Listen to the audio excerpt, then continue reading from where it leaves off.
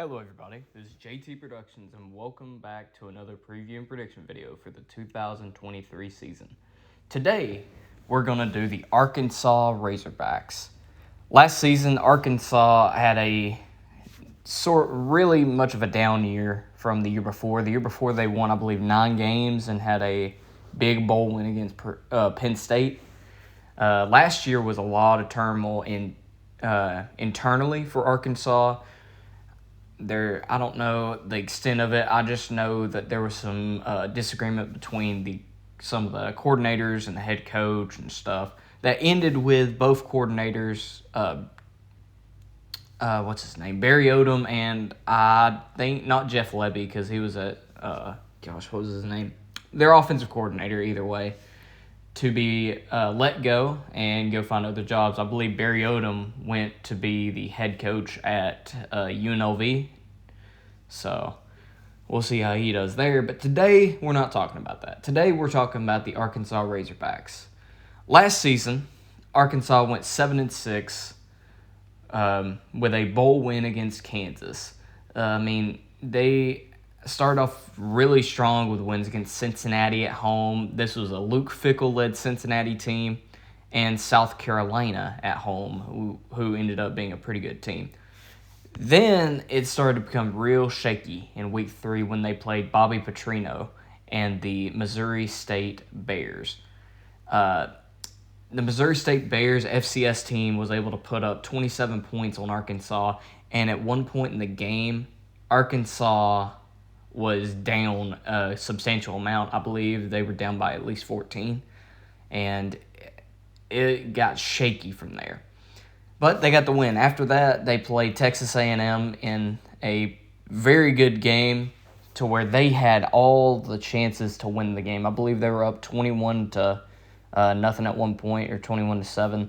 Texas A&M rallied back and took the lead 23-21 before Arkansas had a chance to take the lead with a field goal at the end of the game, and the kicker just missed it. The Alabama game, Alabama got up big. Arkansas tried to make a comeback, but just the rushing game with Jahmyr Gibbs and the defense was too much. The Mississippi State loss was kind of curious. They lost in a bad blowout. But after that, they bounced back with a win at BYU, then at Auburn, before losing having a bad loss to Liberty and Hugh Freeze. I guess you can blame it on injuries. KJ Jefferson wasn't there. You had a bunch of guys that were injured and banged up, and the internal fighting was not helping. But then you had the LSU loss, which really Arkansas, if they had KJ Jefferson or even their backup quarterback instead of their third string, they would have beaten LSU. But they lost. And then Ole Miss, they got a big win against Ole Miss before losing 29-27 to Missouri. Not a good year for Arkansas last year, but there's always room for some improvement. Let's see what Arkansas is working with this year. Well, you get KJ Jefferson back, which is a great addition to this team. He reminds me of a Walmart version of Cam Newton, the way that he plays the game at least. He's not as good as Cam Newton, nowhere near, but he is good enough. He just needs to work on the passing game. You also got transferred Jacoby Criswell in from North Carolina, who can take over the reins when KJ Jefferson leaves, instead of having to rely on Cade Fortin, who was your third stringer last year. The main facet of this offense is going to be the running game with Raheem Rocket Sanders, Rashad Dubino, and A.J. Green. Not the A.J. Green you're thinking of that played for Georgia. That was a wide receiver and just retired from the NFL, but the running back A.J. Green. Wide receiver is going to be made up of a bunch of transfers. You lost both Matt Landers and, Jaden Hazelwood. Yeah, you lost both of those from last year's team, but you get an Andrew Armstrong who's coming in from Texas A&M Commerce. He can maybe make a difference. Also, Isaac Tesla from Hillsdale College, too. Transfers, probably JUCO transfers coming in. You have Isaiah Santikina. I didn't name these kids like Uncle Lusa's. I don't name these kids. My job is to pronounce them wrong. So the receiving room is going to be a work in progress, I think. But you get in a guy at tight end in Varkey's Gums from North Texas who broke a lot of records at North Texas for a tight end. He's coming into Arkansas. He'll make a big impact. So we'll see if that can help. The offensive line, you got some inferior guys that are older guys, including a transfer coming in from Florida and Joshua Braun. But it's going to be the tackles that's going to need to be an issue. That's probably going to be an issue. You have a redshirt sophomore and a sophomore at tackle. So we'll see how that shakes out. On defense, you get a big transfer in Trajan Jeffcoat from Missouri. He was a great part of that Missouri pass rush last year. That's going to help out a lot, especially in the run game. You did lose a lot of your linebacking core, including Bumper Pool and that outside linebacker from Alabama. I'm blanking on his name right now, but he is going to be a great player in the NFL. You have Landon Jackson, who had some good plays last year, Chris Paul, and another transfer at linebacker named Antonio Greer from South Florida. And in the secondary, you have Dwight McLaughlin, who was probably one of your best defensive backs last year. You have Hudson Clark at safety. You have strong safety Lorando Johnson transferring from Baylor. And you have a transfer from Georgia in Jaheim Singletary. He's a young guy that's going to make a big impact, I believe. And at nickel, you have Al-Fahim Walcott from Baylor. So, all in all, your roster is not bad per se. It's just you are not at the level of a lot of the top-tier SEC teams in the league. However, your expectation is not to be that. Your expectation is to compete. And I think with this roster, you'll at least be able to compete. So let's just jump right into the schedule. Week 1, you're at home. You're actually in Little Rock, Arkansas, in your other stadium. For some reason, Arkansas has 2 home stadiums.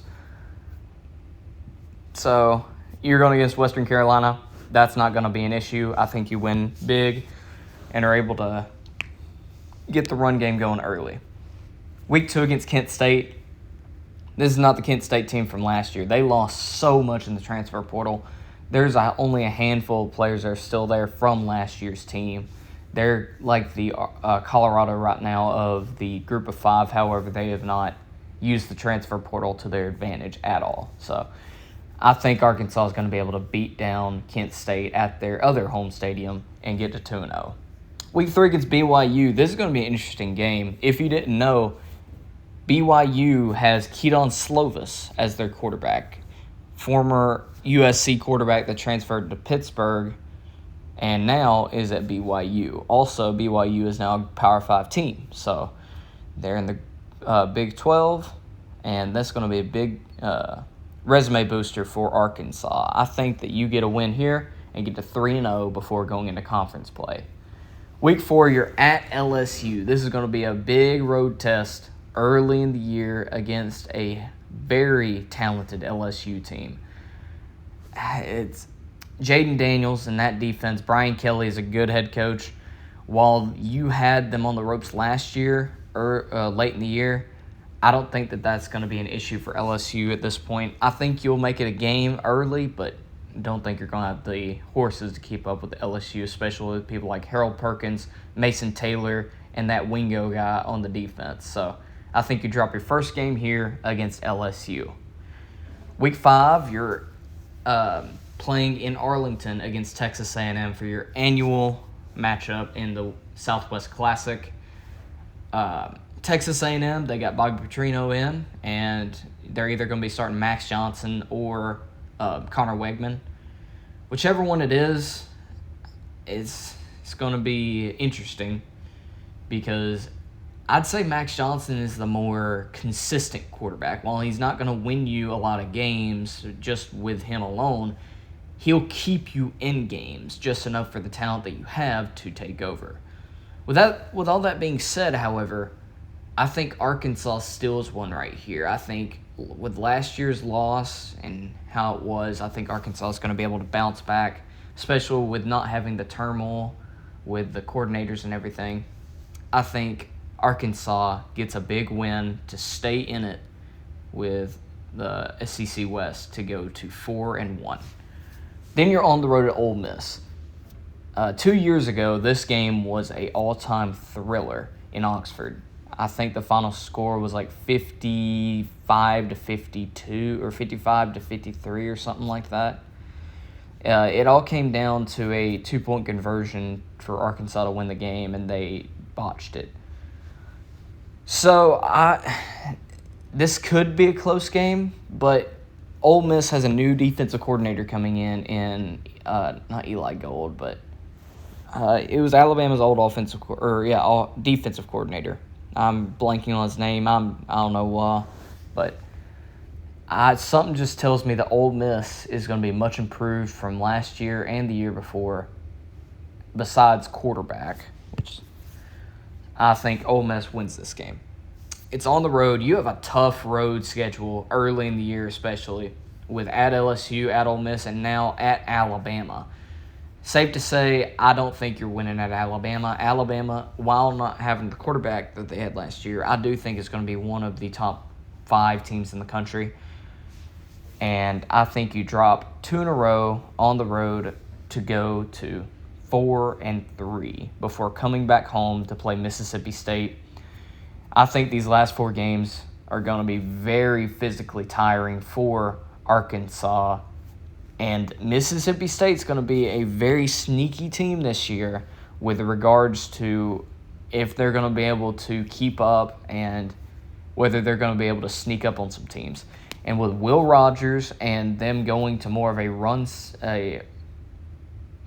run-first offense, but still having Will Rogers, I think they're going to use him and use him well. I think Arkansas loses their 3rd in a row before the bye week. Now, I could see Arkansas winning this game easily, but I just don't know with Mississippi State. So I think you go into the bye week 4-4 before coming out of it to play at Florida. Now, you get a bye week before this game, but it's going to be a very tough environment, especially down in Gainesville. I think Florida's going to be a lot better than people think this year. If you remember, I have them going 7-5, I believe. And Florida, even with Graham Mertz, all he has to do is keep the ball out of the opponent's hands when it comes to turnovers, everything. Florida has a 2-headed monster at running back.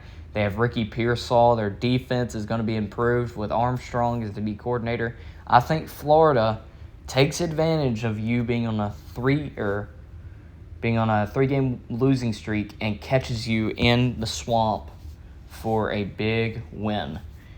And now you're at 4-5 before coming back home to play Auburn. Auburn's going to be another team like Florida that's going to be a lot better than people think. Hugh Freeze coming in. He has one of, I think, a top 2 transfer portal class this year. I think Auburn, especially with that old Hugh Freeze offense, we saw what it could do last year with Liberty beating Arkansas, and honestly, I'd be watching out with any team that has to play at Auburn this year, even play them at home. Auburn's going to be a much improved team. Now, they're not going to be world beaters, but they're going to be much improved. Safe to say, I think they're going to beat you, and I think you drop to 4-6. Now you get a much-needed, easier game against FIU at home. I think you're going to win this game. I think it's going to be a big bounce-back win for Arkansas before playing their border rivalry game against Missouri. This game is going to be a difficult game for Arkansas. Missouri, they've become a more physical team than people give them credit for because of their record the past 3 years under Eli Drinkwitz. I think Missouri, it's going to be a close game. But KJ Jefferson, in my opinion, is going to be the difference maker. And I think Arkansas gets to bowl eligibility and gets a big win at home against Missouri. So there you go. I think Arkansas goes 6-6 this year. Another disappointing season, but with their schedule early in the year, it's going to be tough for them to get to 8 or 9 wins. I think 6 or 7 wins is going to be what you're looking at here. But I just think it's going to drop to 7 or 6, excuse me. So anyways, thank you all so much for watching. Hope y'all enjoyed. Go Dogs.